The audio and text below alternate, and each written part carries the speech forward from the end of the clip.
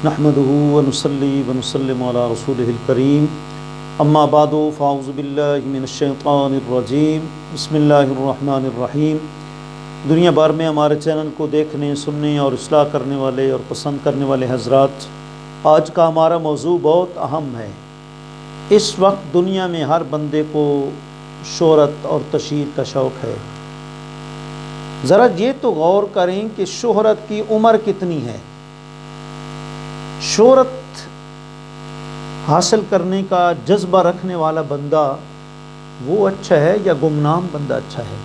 گمنام بندہ تو سو سکون میں ہے جی، جس طرح حدیث پاک میں آتا ہے نا کہ کچھ لوگ ایسے ہیں پھٹے پرانے کپڑے پہنے ہوتے ہیں، اگر وہ کسی سے رشتہ مانگتے ہیں تو کوئی ان کو نکاح کے لیے پسند نہیں کرتا جی وغیرہ۔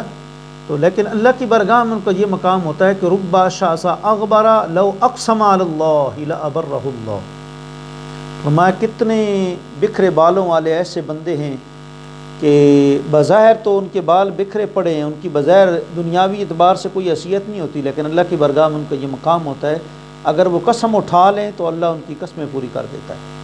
تشہیر، شہرت، امام غزالی فرماتے ہیں اتنا ہی فرق ہے کہ مطلب ہے کہ فرعون نے کہہ دیا تھا انا ربکم الاعلی، زبان سے اس نے یہ کہہ دیا میں سب سے بڑا ہوں۔ تو یہی جذبہ دوسرے لوگوں میں ہوتا ہے تشہیر میں کہ لو جی میری تشہیر ہوتی جائے ہوتی جائے ہوتی جائے ہوتی جائے، سب سے جو ہے وہ لوگ مجھے بڑا سمجھتے جائیں۔ حالانکہ آقا علیہ الصلوۃ والسلام نے فرمایا، جامع ترمذی کی اشیر ہے، حدیث پاک ہے کہ دو بھیڑیے مل کر جی اگر جو ہے وہ کیا کرتے ہیں، کسی جانور پر حملہ کرتے ہیں تو وہ اتنا نقصان نہیں پہنچاتے جتنا دیندار جو ہے اس کو حب جاہ اور حب شہرت نقصان پہنچاتی ہے جی۔ ذرا یہ تو غور کریں شہرت کی عمر کتنی ہے، کب تک؟ 50 سال، 100 سال، 80 سال، اس کے بعد کیا ہے؟ اس کے بعد فانی۔ عقل مند لوگ عارضی چیزوں کے پیچھے نہیں پڑتے، وہ دائمی چیزوں کے پیچھے پڑتے ہیں، اور دائمی چیز کیا ہے؟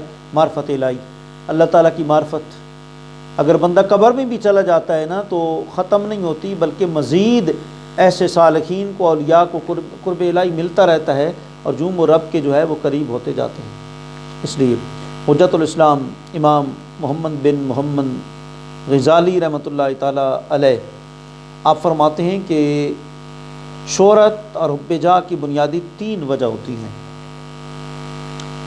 ایک وجہ اس کی یہ ہوتی ہے کہ بندے کے اندر صفت کمال وہ سمجھتا ہے کہ میرے اندر آ گئی ہے، حالانکہ صفت کمال اللہ رب العزت کی ذات کے ساتھ خاص ہے، تمام صفات کمالیہ جمالیہ کا وہ مالک ہے۔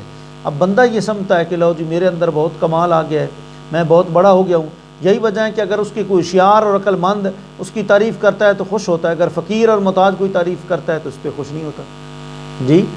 تو معلوم ہوا کہ یہ اللہ کی صفت کمال کو چھیننا چاہتا ہے، اور اللہ رب العزت کی صفت کو کوئی بھی چھین نہیں سکتا۔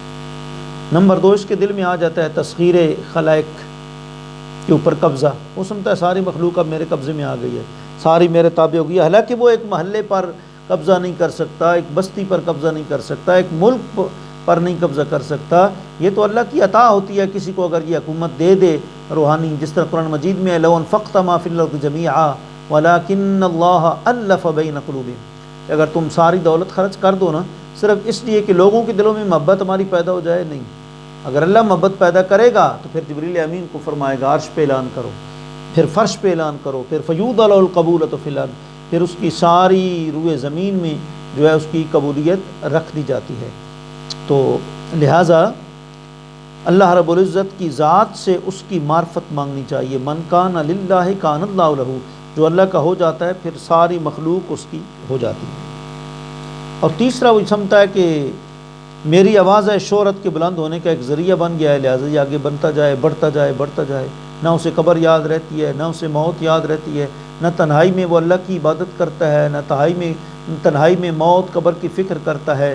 وہ سمجھتا ہے کہ بس میری تشہیر ہو گئی، میری شہرت پوری دنیا میں ہو گئی، میرا نام پوری دنیا میں چمک گیا، لہٰذا میں سب کو چھو گیا۔ نہیں، ایسا نہیں کرنا چاہیے۔ امام غزالی فرماتے ہیں اس کا علاج کیا ہے، حب مدح اور حب تعریف کا علاج کیا ہے؟ آپ فرماتے ہیں کوئی بھی تمہاری تعریف کرتا ہے تو دیکھو کس چیز کی تعریف کر رہا ہے۔ اگر تمہارے مال کی تعریف کر رہا ہے جی تو سمجھ لو کہ مال کیا ہے، اس کا کیا کمال ہے، یہ تو ایک فانی چیز ہے۔ مولا کائنات حضرت علی المرتضیٰ شیر خدا کرم اللہ وجل کریم فرمایا کرتے تھے رضینا بقسمت الجبار فینا لنا علم وللجہال مال وان المال یفنی عن قریب وان العلم باق۔ مولا کائنات فرماتے تھے کہ ہم تو اللہ کی تقسیم پر راضی ہیں کہ جہلوں کو اس نے مال دے دیا اور ہمیں علم دے دیا۔ مال تو فانی چیز ہے، علم تو باقی چیز ہے۔ علم معرفت جو ہے وہ تو ہمیشہ باقی رہنے والی چیز ہے، قبر میں بھی، حشر میں بھی، ہر جگہ باقی رہنے والی چیز ہے۔ تو لہٰذا یہ کوئی کمال نہیں۔ اور اگر دیکھو وہ تمہاری تعریف کر رہا ہے کس کی؟ زہد کی، تمہارے تقوی کی، تمہاری عبادتوں، ریاضتوں، مجاہدوں کی، تو پھر دیکھو کہ وہ سچی کر رہا ہے تعریف یا معاذ جھوٹی کر رہا ہے تمہیں خوش کرنے کے لیے۔ اگر تمہیں کیا کہتے ہیں کہ سچی تمہاری تعریف کر رہا ہے تو پھر آپ نے یوں دل میں رکھو کہ یہ تو اندر رکھنے والی چیز ہے، یہ تو لوگوں کے سامنے بیان کرنے والی چیز نہیں ہے، کیونکہ عند اللہ مقام جو ہے حاصل ہوتا ہے اور اللہ کا قرب حاصل ہوتا ہے۔ اور اگر جھوٹی ہے تو پھر جھوٹی تعریف پر کیا خوش ہونا ہے؟ وہ تو ایسے ہو گئی جیسے کوئی کہ تمہیں کہے کہ تمہاری آنتیوں اور میدے سے عطر کی خوشبو آ رہی ہے، تمہیں پتہ ہے کہ وہ پلیتی اور غلاظت کی جگہ ہے، تم اس پر خوش نہیں ہوگے۔ تو اسی طریقے سے جھوٹی تعریف پر بھی خوش نہیں ہونے چاہیے۔ اگر اللہ کی بارگاہ میں دعا ہے، اگر اللہ تعالی ہمیں اپنی تھوڑی سی بھی رضا دے دے تو وہ فرماتا ہے وردوان من اللہ اکبر، اللہ کی خوشنودی تو سب سے بڑی چیز ہے، تھوڑی سی خوشنودی بھی مل جائے تو بہت بڑی جو ہے وہ چیز ہے۔ اس لیے اللہ تعالی ہمیں اپنی رضا نصیب فرمائے، ریاض سے محفوظ فرمائے، حب جاہ سے، شہرت سے محفوظ فرمائے، ورنہ عالم کو بھی قیامت والے دن کہا جائے گا ہم نے تمہیں علم دیا تھا، تمہارے سینے میں نور منتقل کیا تھا، تم نے کیا کیا؟ وہ کہے گا جی میں نے اس مطلب یوں قرآن پڑھا، یوں خدمت کی۔ اللہ تعالیٰ فرمائے گا نہیں، تم نے اس لیے پڑھا تھا، تمہیں لوگ عالم قاری کہیں، وہ دنیا میں شہرا تمہارا ہو چکا ہے۔ اللہ کریم ہمیں جو ہے وہ جھوٹی تعریف سے اور شہرت سے محفوظ فرما کے اپنا حقیقی قرب اور دولت اخلاص سے آراستہ فرمائے۔ وآخر دعوانا الحمدللہ رب العالمین۔